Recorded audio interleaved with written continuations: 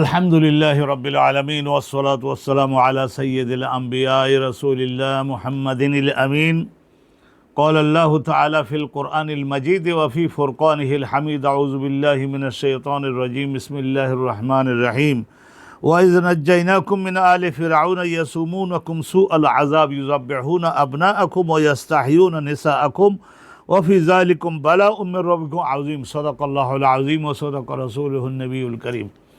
সম্মানিত দর্শক মণ্ডলী, সম্মানিত শ্রোতাবৃন্দ, আল্লাহ পাক রব্বুল আলামিনের জন্য লাখো শুকর। আল্লাহ তাআলা বিগত একটা বছর আমাদের জীবন থেকে অতিবাহিত করিয়ে নিলেন, আমাদের হায়াতে রাখলেন, জীবিত রাখলেন এবং এবছর আবার নতুন আরেকটি হিজরি সালের মধ্যে আল্লাহ আমাদিগকে পৌঁছে দিলেন। এবছরের নতুন হিজরি সালের প্রথম মাসটার নাম হলো শাহরুল্লাহিল মুহাররম। এই মুহাররম মাসটার আলহামদুলিল্লাহ আজকের 10ম তারিখ। এই তারিখটাকে হাদিসের ভাষায় বলা হয়েছে ইয়াউমু আশুরা। এটা হলো, অনেকেই বলছেন যে আশুরা এটা হলো আশের শব্দটার একটু পরিবর্তন করে দেওয়া হয়েছে যাতে করে সকলে পৃথকভাবে স্মরণ করতে পারে। মুহররম মাসটা সম্মানিত দর্শক মণ্ডলী, এটা মহাসম্মানিত মাস। আল্লাহ রাব্বুল আলামিন সূরা তাওবার একখানি আয়াতের মধ্যে বলেছেন, ইন্না ইদ্দাতাশ শুহুরি ইনদাল্লাহি ইসনা আশারা শাহরান ফি কিতাবিল্লাহ ইয়াউমা খালাকাস সামাওয়াতি ওয়াল আরদ মিনহা আরবাআতুন হুরুম। আল্লাহ তাআলা বলছেন, নিশ্চয় হে মানবজাতি, তোমাদের কাজে কর্মের সুবিধার জন্য আমি মহাকালকে খণ্ড খণ্ড করে এক একটা বছরে আমি বিভক্ত করে দিয়েছি। আবার সুবিধার জন্য এক একটা বছরকে আবার 12টা মাসের মধ্যে বিভক্ত করেছি।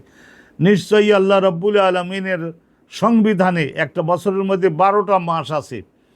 এই 12টা মাসের মধ্যে আল্লাহ রাব্বুল আলামিন বলছেন যে এটা ইয়াউমা খালাকাস সামাওয়াতি ওয়াল আরদ। আল্লাহ তাআলা আসমান জমিন সৃষ্টি সেই আদিকাল থেকে এটা আল্লাহর আইন, এটা আল্লাহর শাসন। আল্লাহ পাক রব্বুল আলামিন এই 12টা মাসের মধ্যে এই জগৎ গড়ে তোলবার জন্য 8টা মাসকে সাধারণ মাস বানিয়েছেন আর 4টা মাসকে বানিয়েছেন মহা হুরমাত বিশিষ্ট, মিনহা আরবাআতুন হুরুম। সেই মহাসম্মানিত মাস 4টা মাসের মধ্যে পাশাপাশি রসুলুল্লাহ নিজেই বলেছেন সালাসাতুন মুতাওয়ালিয়াত, 3টা মাসকে আল্লাহ রেখেছেন এই পাশাপাশি যে 3টা মাস, একটা হলো জেলকাদ, আর একটা হলো জেলহাজ, আর একটা হলো মুহররম মাস। গোটা পৃথিবীর থেকে বিশ্বনবীর সবচাইতে বিশাল বড় আনুষ্ঠানিকতাপূর্ণ ইবাদত যেটা হজ, এই হজটার জন্য মিন আকতারিল আরদ কুল্লিহা মিন বাইদেহা ওয়া মিন কারিবেহা, নিকটের বহু দূরের সব এলাকার লোকেরা হজে যাবেন। যাওয়ার জন্য আল্লাহ রেখেছেন একটা মাস এবং এই জিলকাদ মাস, এই মাসটার মধ্যে আল্লাহ রাব্বুল আলামিন রক্তারক্তি করা, ডাকাতি করা, চুরি করা, মানুষের ইজ্জত সম্মান লুণ্ঠন করা, অনুরূপ এই সমস্ত গুনার কাজে জড়িত হওয়া, মানুষদের হজে যারা যেত তারা সঙ্গে ভেড়া, বকরি, দম্বা, উট, গাধা, মহিষ এগুলি সব কোরবানির জন্য পশু নিয়ে যাবে। রাস্তাঘাটের লোকেরা এগুলি যাতে লুণ্ঠন করে না যায়, গমনকারী যারা হজে যাচ্ছেন তাদের মাল সামানা যাতে কেউ লুটপাট করে না নিতে পারে, তাদের ইজ্জত সম্মান ধ্বংস না করে, সেই জন্য আল্লাহ রাব্বুল আলামিন এই জিলকাদ মাসটাকে বানালেন জিলকদা। তার মানে তলোয়ারকে খাপের মধ্যে ঢোকাইয়ে সবাইকে নিজ গৃহে নিজস্ব কর্মস্থলের মধ্যে বসে থাকতে হবে, মানে কোনো প্রকারের যুদ্ধ বিগ্রহ করতে পারবে না। এই জিলকাদ মাস একটা যাওয়ার বাবদে, আর হজ করবে, এই হজ করার বাবদে আর একটা মাস, এটা হলো জিলহাজ। এই জিলহাজ মাসটা অতিবাহিত হয়ে আবার আল্লাহ যাদের ভাগ্যে রাখবেন, হায়াত অবশিষ্ট রাখবেন, তারা আবার নিরাপদে নিজেদের অঞ্চলে ফিরে যাবে, নিজেদের বাড়িতে ফিরে যাবে। এই মুহররম মাসটাকেও আল্লাহ রাব্বুল আলামিন বিভিন্ন কারণে আল্লাহ বানিয়েছেন মহা হুরমাত বিশিষ্ট এই 3টা মাসের মধ্যে। আর চতুর্থ যে মহাসম্মানিত মাসটা সেটা হলো শাহরুল্লাহে রজব, আল্লাহ রাব্বুল আলামিনের সেই রজব মাসটা। এই রজব আল্লাহ নবী জানিয়েছেন রজবু শাহরুল্লাহে রজব, এই রজব মাসটাও আল্লাহ পাক রব্বুল আলামিনের মাস। সব মাস তো আল্লাহরই মাস, কিন্তু এই 4টা মাসের মধ্যে যদি কেউ কবিরা গুনাহের সঙ্গে জড়িত হয়ে মানুষদের ক্ষতি সাধন করে, জুলুম করে, তাহলে তার শাস্তিকে বহুগুণে আল্লাহ জগতে এবং পরকালে বাড়িয়ে দেন। আর এই 4টা মাসের মধ্যে যদি কেউ ইবাদত করে, আল্লাহর পছন্দের আমলগুলি যদি বেশি বেশি করে, তাহলে তাদেরকে আল্লাহ পাক রব্বুল আলামিন মহা সম্মানিত করেন, জগতেও করেন, পরকারও করেন। আমরা সম্মানিত দর্শক মণ্ডলী, মুহররম মাসের আজকের এই 10 তারিখ ইয়াউমে আশুরার মধ্যে আমরা আল্লাহর রহমতে আমরা উপস্থিত হয়ে গিয়েছি। আল্লাহ রাব্বুল আলামিন আজকের এই দিনের যে হুরমত এবং এই দিনটার মধ্যে আল্লাহ রাব্বুল আলামিন যে সমস্ত নাজ ও নিয়ামত নাজিল করেছেন মানব জাতির জন্য, আধ্যাত্মিক নাজ ও নিয়ামত, এবং এইভাবে আল্লাহ রাব্বুল আলামিন জাগতিক বৈষয়িক নাজ ও নিয়ামতও আল্লাহ রাব্বুল আলামিন অনেক বিষয়ে নাজিল করেছেন। কোরআন ও হাদিসে যে বিষয়গুলির বর্ণনা রয়েছে একে একে চলুন আমরা সেগুলি শুনে নেব। কোরআন শরীফের আয়াতে আল্লাহ রাব্বুল আলামিন বলেছেন যে ওয়াজাক্কিরহুম বিআইয়ামিল্লাহ, হে নবী আমার, আপনি এই সমস্ত মানব জাতিকে আপনি জানিয়ে দিন যে আল্লাহর কিন্তু কতকগুলি দিন আছে, নির্ধারিত কতকগুলি দিন কিন্তু আছে। সেই দিনগুলির মধ্যে যদি কেউ ইবাদত করো, যেমন বিশাল বড় পুরস্কার পাবা। সেই দিনগুলির মধ্যে যদি কেউ আল্লাহর মাসিয়াত করো, আল্লাহর বিরুদ্ধে যুদ্ধ ঘোষণা করো এবং আল্লাহর বান্দাগণের বিরুদ্ধে জুলুম করো, তাহলে তোমাদের ধ্বংসের ব্যবস্থাও কিন্তু তড়িত হবে। অতএব সাবধান হয়ে তোমরা কর্মসূচি গ্রহণ করবা। এই যে ওয়াজাক্কিরহুম বিআইয়ামিল্লাহ, এই তাফসীরের মধ্যে বলা আছে যে আল্লাহ রাব্বুল আলামিন বছরের যে দিনগুলিতে বিশেষ করে নিয়ামত নাজিল করেছেন, যেমন এই মুহররম মাসের 10 তারিখ ইয়াউমে আশুরা, এই আশুরার দিনের মধ্যে আল্লাহ পাক রব্বুল আলামিন এমন বড় একটা ঘটনা, অনেকগুলি ঘটনা ঘটিয়েছেন আল্লাহ পাক রব্বুল আলামিন। বিশেষ করে এই হজরতে মুসা পয়গম্বর, হারুন পয়গম্বর, হজরতে ইউসা বিন নুন পয়গম্বর, উনি তাদের নেতৃত্বে প্রায় 12 লক্ষ বনি ইসরাইল, ইসনায়ে আশারা আসবাতান, এই 12টা সম্প্রদায়, গোষ্ঠী এবং জ্ঞাতি, তারা সকলে ইসলাম কবুল করে হজরতে মুসা পয়গম্বরের সঙ্গী হলেন। হিজরত করবার জন্য তারা প্রস্তুতি নিলেন। কেন মানুষ হিজরত করে? নিজের বাপ দাদার এই 14 পুরুষের ভিটা, মাটি বানানো ঘরবাড়ি, গাছপালা, আর এই সমস্ত দিঘি এবং পুকুর এবং যে সমস্ত অনেক পাথর দিয়ে বাধাই করা এই যে আপনার কূপগুলি, এগুলি আর সমস্ত জমাজমি, পশু পাখি, এই সমস্ত ছেড়ে দিয়ে আত্মীয় স্বজনের থেকে বিচ্ছিন্ন হয়ে একজন মানুষ কখন নতুন একটি এ ধরনের অনিশ্চয়তায় পরিপূর্ণ একটি দেশে যাওয়ার জন্য কখন একজন মানুষ প্রস্তুত হয়? যখন দেখে যে আমার জীবনের যে মূল উদ্দেশ্য, যে ইবাদত করবার কথা, সেই ইবাদতটা এখানে করা সম্ভব হবে না, হচ্ছে না, তখন আল্লাহর অনুমতি হলে, নির্দেশ হলে, তখন একজন নবীর নেতৃত্বে হিজরত করে থাকেন। এই 12 লক্ষ বনি ইসরাইল, তারা কেন মিশরের অরিজিনাল অধিবাসী, কেন তারা হিজরত করলেন? কারণ ফিরাউন 2টা কথা স্বীকার না করলে যে কোনো সময়ে একজন পুরুষ মানুষকে হত্যা করে ফেলত ফেরাউন, মিশরের শাসনকর্তা। তো অতএব সেই 2টা কথা কি ছিল? কোরআনে আল্লাহ পরিষ্কার করে বলে দিয়েছেন। আল্লাহ রাব্বুল আলামিন জানিয়েছেন মানব জাতিকে সাবধান করবার জন্য যে তোমরা দেখো, এই ফেরাউনের বিরুদ্ধে আমি আল্লাহ এত বড় শাস্তি কেন অবতীর্ণ করলাম? আমার নাম রহিম রহমান, তারপরেও আমি এত কাহার এবং জব্বার। ফেরাউন আর ফেরাউনের সমর্থনকারী যারা যোদ্ধা ছিল, মিলিটারি ছিল, সমর্থক ছিল, মন্ত্রী ছিল, উজির নাজির ছিল, সচিব ছিল, তাদের বিরুদ্ধে আমি কি জন্য এত বড় কঠিন রূপ ধারণ করলাম? আল্লাহ রাব্বুল আলামিন কোরআনে বলেছেন, নাকাল আল আখিরাতি ওয়াল উলা। এই ফেরাউন বলেছিল যে মা আলিমতু লাকুম মিন ইলাহিন গায়রি, আমি বাদে তোমাদের জন্য, হে মিশরের জনগণ, তোমাদের জন্য অন্য কারোর আইন মানা যাবে এই ধরনের কিছু আমি মনে করি না। মা আলিমতু লাকুম মিন ইলাহিন গায়রি, আমি বাদে তোমাদের দ্বিতীয় কোনো মাবুদ নাই, উপাস্য নাই, আমার আইন তোমাদিগকে মানতে হবে। যার আইন মানা হয় তাকে বলা হয় ইলাহ। তো বলছে আমি বাদে তোমাদের দ্বিতীয় কোনো ইলাহ নাই। অতএব ফেরাউনু ইলাহুল আলামিন, এই সমস্ত মানব দানবের ইলাহ, মাবুদ হলো ফেরাউন। এই কথা যারা ঘোষণা করে ফরম পূরণ করবে। আর দ্বিতীয় আর একটা কথা বলেছিল যে আনা রব্বুকুমুল আলা, আমি তোমাদের সকলের সর্বশ্রেষ্ঠ লালন পালনকারী। কি লালন পালন ফেরাউন করেছিল জানেন? এই নীল নদের থেকে ওই যে ভিক্টোরিয়া, আধুনিক আমরা ভূগোল থেকে জানতে পারছি, ভিক্টোরিয়া জলপ্রপাতের ওখানে আল্লাহ রাব্বুল আলামিন পাহাড়ের উপরে যে সমস্ত বরফকে পানিকে বরফ বানাইয়ে পাহাড়ের ঘাড়ের উপরে চাপাই দিয়ে রাখেন। যখন গ্রীষ্মের মৌসুম আসে, বৃষ্টি হবে না, তখন ওই পানিগুলিকে আবার বিগলিত করে তখন সব পানিগুলিকে ওই যে একটা সাল্লালা আরবি ভাষায় বলা হয় জলপ্রপাত, যে ভীষণভাবে এক জায়গায় একত্রিত হয়ে এসে ওই যে বুহায়রা, ওখানে একটা ছোটোখাটো সাগরের মতো তৈরি হয়েছে, ওখানকার পানিগুলি প্রবাহিত হয়ে আবার দক্ষিণ দিকে মিশরের উপর দিয়ে, সুদানের উপর দিয়ে অনুরূপভাবে আরও দক্ষিণ দিকে প্রবাহিত, পৃথিবীর মধ্যে দি লংগেস্ট রিভার বলা হয়, সবচাইতে দীর্ঘ নদী এই নীল নদ। এই নীল নদের পানি, এই নীল নদের এখান থেকে খাল কেটে ওই খাল বিলের মধ্যে নিয়ে বলে কি এখান থেকে পানি সেচ দিয়ে গম উৎপাদন করো। তো বলতো কি যে আমি তোমাদের লালন পালনকারী। আচ্ছা বলুন, যে ফসল হয়, মাটি না হলে ফসল হয় না, পানি না হলে ফসল হয় না, বাতাস না হলে ফসল হয় না, সূর্যের তাপ না হলে ফসল হয় না, তাহলে এই সমস্ত কিছু সৃষ্টি করা ফেরাউন জন্মের আগের থেকেও তো আল্লাহ মাটিও রাখছিলেন, পানিও রাখছিলেন, বাতাস রাখছিলেন, সূর্যের আলোও রাখছিলেন। তাহলে কি করে ফেরাউন দাবি করতে পারে যে আমি তোমাদের লালন পালনকারী? শুধু নীল নদের থেকে খাল কেটে ওই জমির পাশ দিয়ে একটু খাল পানির নালাটা নিয়ে যাওয়ার কারণেই সে কি এই দাবি করতে পারে? সম্পূর্ণ একটা মিথ্যা দাবি তার। তা এইভাবে বলেছিল যে আমি তোমাদের যেহেতু লালন পালন করি, সেই হিসেবে তোমরা আমার আইন মানবা, আমি বাদে আর কাউকে ইলাহ মানতে পারবা না। এই দুইটা যদি মানতে পারো তাহলে মিশরে থাকতে পারবা। আর একটা ঘটনা ঘটেছিল এই যে ফেরাউনকে আল্লাহ রাব্বুল আলামিন জুলুম থেকে তাকে সংযত করবার জন্য স্বপ্নে তাকে আল্লাহ রহিম রহমান অবগত করেছিলেন যে দেখো তোমার দিন এবং সময় কিন্তু ঘনিয়ে আসতেছে, তুমি এখন সাবধান সতর্ক হও যদি নিজের মঙ্গল চাও। তো অতএব ফেরাউন, তফসিরে ইবনে কাসিরের মধ্যে রয়েছে, বাইজবি থেকে কাশাফ সমস্ত তফসিরের কিতাবের মধ্যে এই ঘটনাটা বর্ণিত আছে। ইন্না ফিরআউনা, নিশ্চয় মিশরের শাসনকর্তা কাদ রাআ ফি মানামি, স্বপ্নে দেখেছিল আন্না নারান কাদ খারাজাত মিন বাদে জেবালে ফিলিস্তিন মিন বাদে জেবালে মিসর, মিশরের বিরাট একটা পাহাড় ফেটে আগ্নেয়গিরি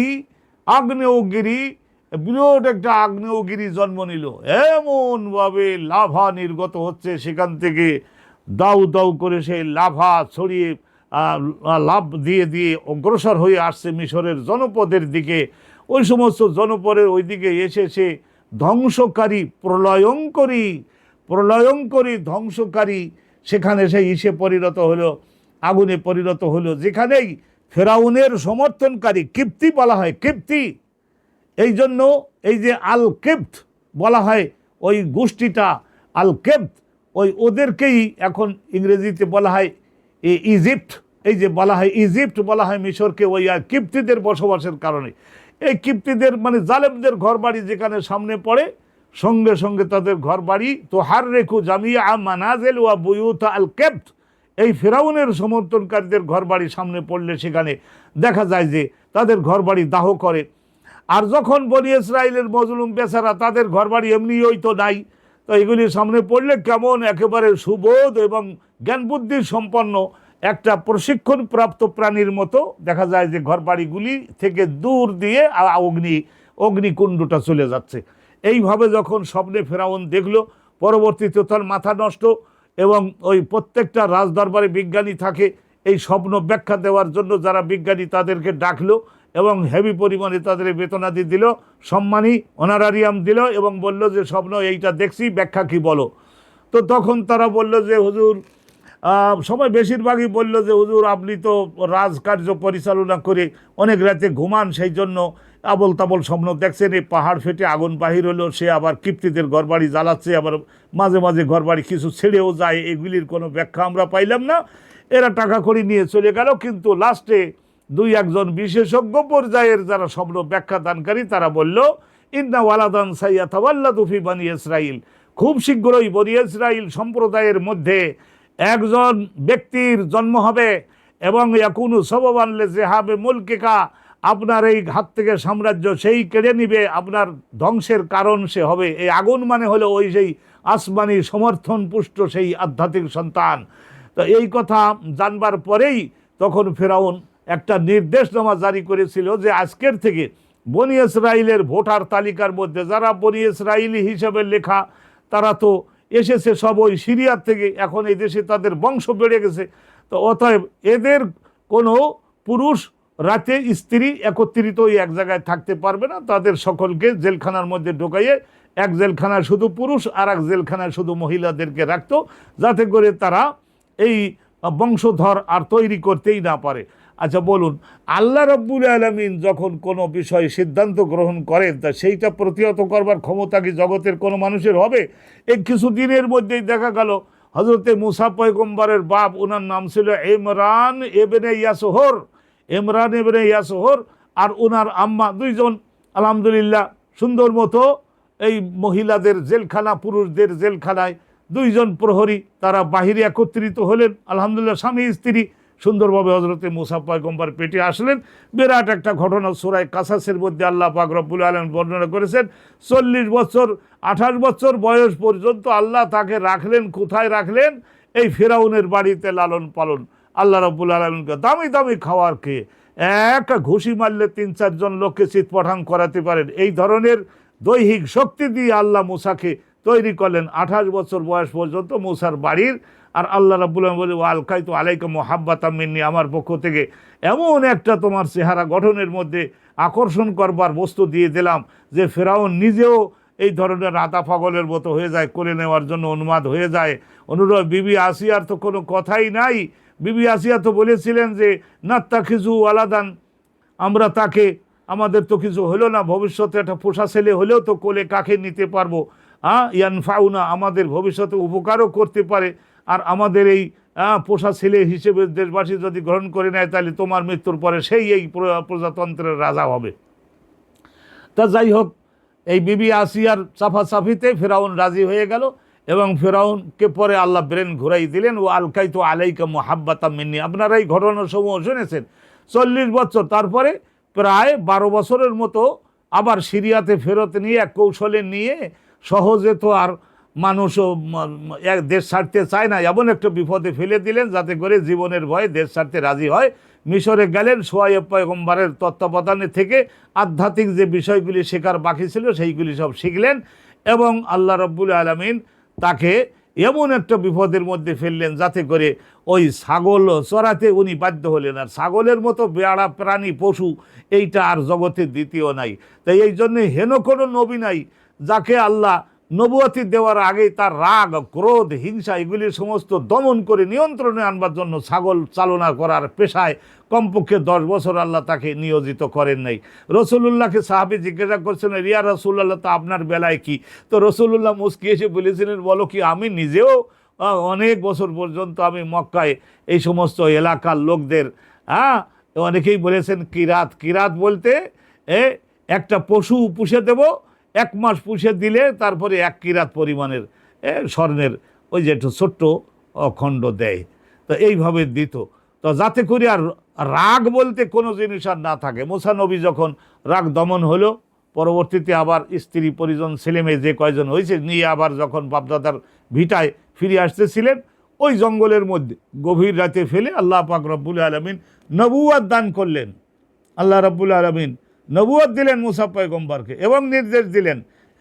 আর ওনার সঙ্গে উনি দাবি করলেন যে আল্লাহ আমার একজন উজির দেন। উজির, উজির মানে আমার কাজে কর্মে সহায়তাকারী একজন পছন্দ করে আপনি দেন। তো আল্লাহ বললেন যে তুমি চাইছো উজির, আমি দলে দিলাম তোমার নবী, কারণ আমার ভান্ডারে বহু নবী পড়ে রয়েছে। তো অতএব একজন নবী তোমার বয়সে তোমার বড়, কিন্তু পদমর্যাদায় তোমার অধীন করে দিলাম, তারেও নবী বানালাম। জিব্রাইল তার গ্রামে গিয়ে বললেন, আমি জিব্রাইল, তুমি আজকের থেকে নবী হলে, মুসা তোমার ভাই রসুল হয়ে আসতেছেন, তিনি নবীও রসুলও, আর তুমি শুধু নবী। অতএব তোমাদের একটা দায়িত্ব দেওয়া হয়েছে, দায়িত্ব পালন করবা ঠিকমতো, আল্লাহর সাহায্য তোমাদের সঙ্গে থাকবে, ভয় পাবা না। এই তো হারুনকেও নবী বানালেন, মুসাকে নবী আর রসুল দুইটা বানালেন। এই ফেরাউনের দরবারে গেলেন, কলেমার দাওয়াত দিলেন।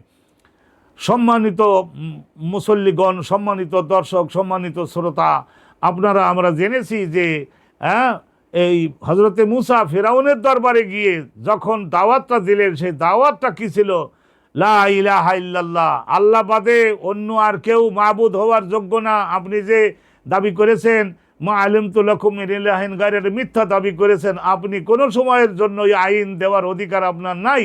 আপনি যদি ভালোভাবে খেদমত করেন তাহলে আপনি জনগণের শ্রদ্ধা এবং বৈধ বিষয়গুলিতে আনুগত্য পেতে পারেন, কিন্তু আপনি তো হালাল হারামের আইন দেওয়ার জন্য, ইবাদত ফরজ কোনটা কোনটা হারাম সেইগুলি বলবার ক্ষমতা তো আপনার নাই।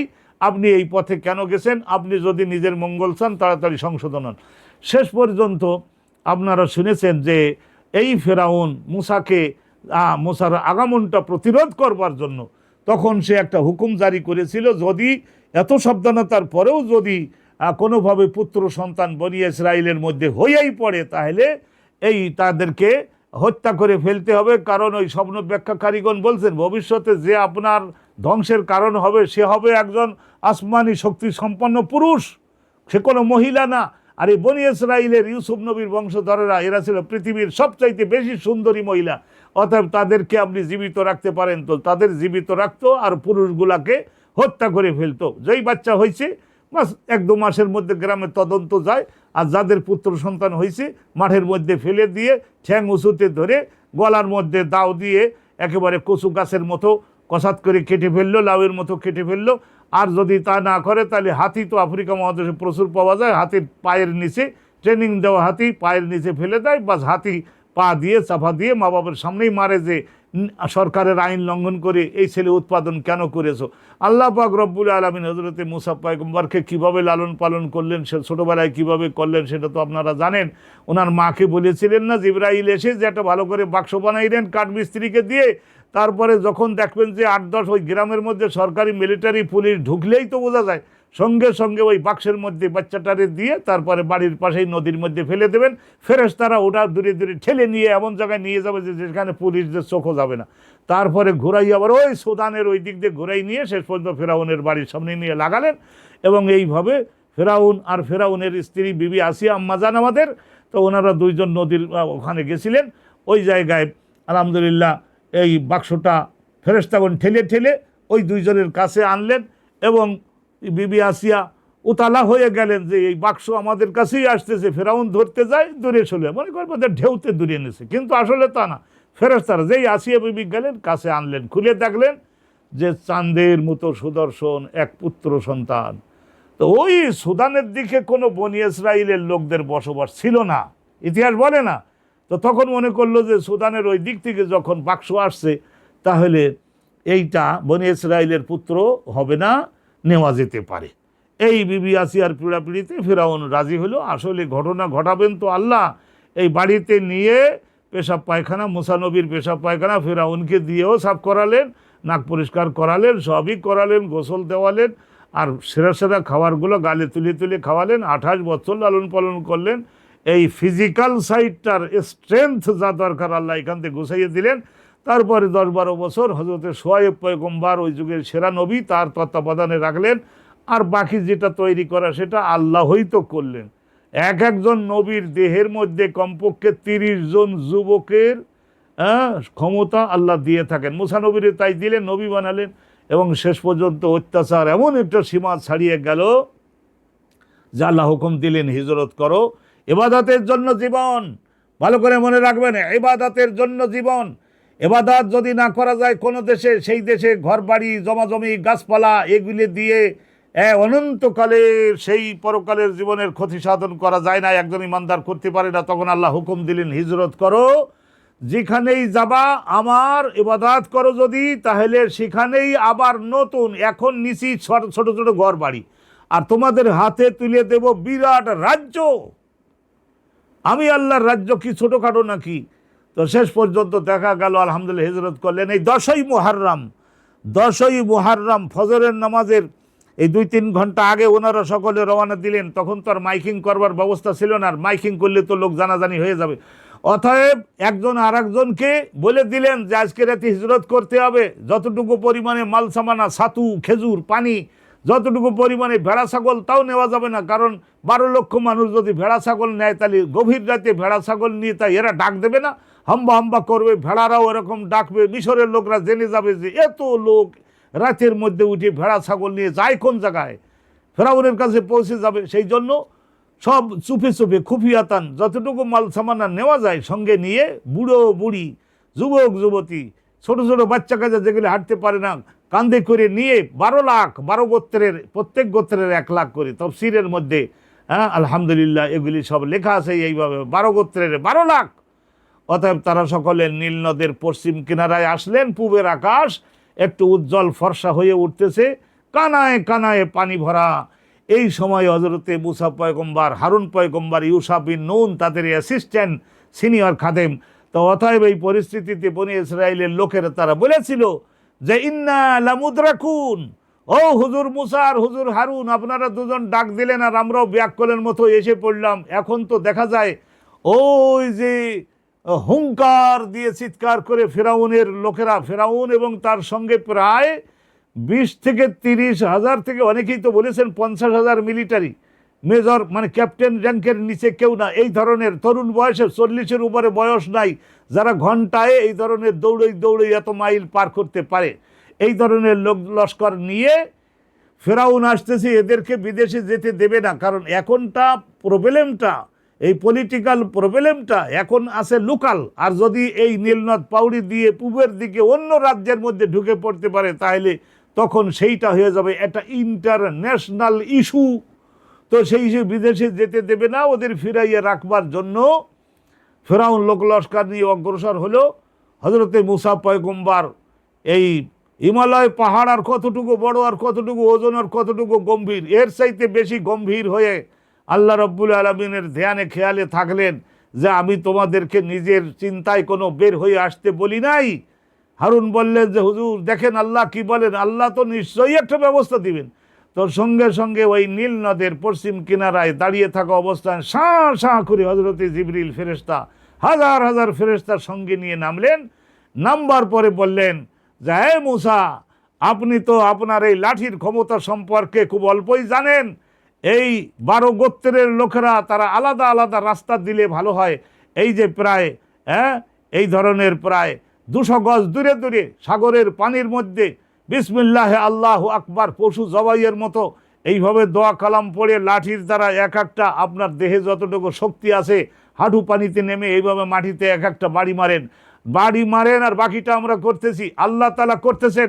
সঙ্গে সঙ্গে নদীর এমাথা ওমাথা এই ধরনের 20 গজ আর নদীর ওমাথা এমাথা এইরকমভাবে সমস্ত পানি বরফে পরিণত হয়ে দেওয়ালের মতো হয়ে দাঁড়াই গেল। নিচের ওই সমস্ত বালু সেইগুলির মধ্যে পা দেবে যায় না এইরকমভাবে হয়ে গেল। 12টা রাস্তা তৈরি হলো।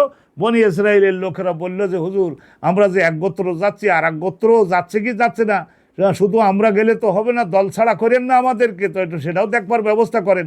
তো আল্লাহ ওই সমস্ত দেওয়ালের ব্যবস্থাও দয়া করে করলেন। সবাই মুচকি হাসতে হাসতে দেখতে লাগলো যে ওরাও যাচ্ছে আমরাও যাচ্ছি, খুব আরামে যাচ্ছি। এই বনি ইসরায়েলের 12 লাখ লোক যখন তারা এইভাবে পার হয়ে ওই বাড়ি গিয়ে উঠলো, একজনও আর বাকি নাই, সাগরের পানির আওতায় নাই। কিন্তু ইতিমধ্যেই ফেরাউন এবং তার লোক লস্কর তারা মনে করলো আরে এটা আমাদের জন্যও বোধহয় এই সুযোগ আছে বনি ইসরায়েলদেরকে ধরবার জন্য। এইভাবে হিংসা আর অহংকার আর জুলুম অত্যাচার তখন তাদের আপাদমস্তক ঘিরে ধরেছে, তাদের আর হিতাহিত জ্ঞান কোনো কাজ করে না। তারা সকলে সমস্ত প্রায় 20 থেকে 50 হাজার মিলিটারি ফেরাউনের নেতৃত্বে ঢুকে পড়ল এই নীল নদের এই পানির মধ্যে। আল্লাহ রব্বুল আলামিন আসমান থেকে সিদ্ধান্ত করলেন, ও সাগরের পানি, আমি আমার বন্ধুদের জন্য বনি ইসরাইলের লোকদের জন্যই তোমাকে বানিয়েছিলাম এইরকম শক্ত, আর এখন আমার যত বাছাই করা সেরা দুশমন তারা এখন তোমার বক্ষের মধ্যে ঢুকেছে। এখন আবার স্বাভাবিক পানিতে পরিণত হও এবং বড় ঢেউ তরঙ্গে পরিণত হও এবং তাদের ধ্বংসের কারণ হয়ে দাঁড়াও। আল্লাহ পাক রব্বুল আলামিন কোরআন শরীফের বিভিন্ন স্থানে সূরা কাসাসের মধ্যে বিশেষ করে বলেছেন, ওয়াইজ নাজ্জাইনাকুম মিন আলি ফিরআউনা ইয়াসুমুনাকুম সুআল আযাব।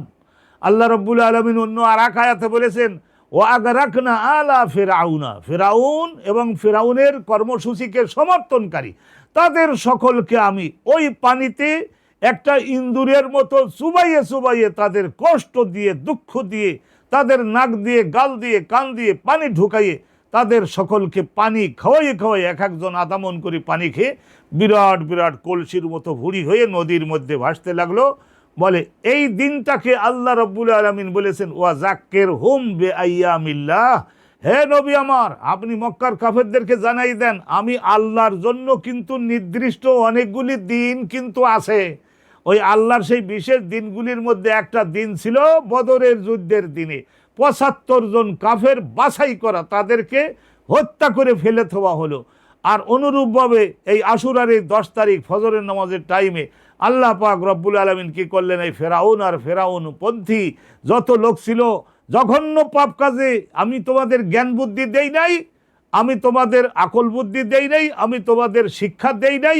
একজন লোক বললই আর সঙ্গে সঙ্গে তুমি তার এই জুলুম নিবর্তনমূলক কর্মসূচিতে ঝাঁপিয়ে পড়লে।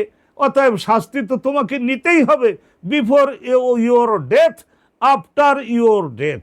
এবং তোমার এই বংশ টিকবে না, জেনে রাখো, তোমার এই বংশ টিকবে না, টিকবে না, টিকবে না।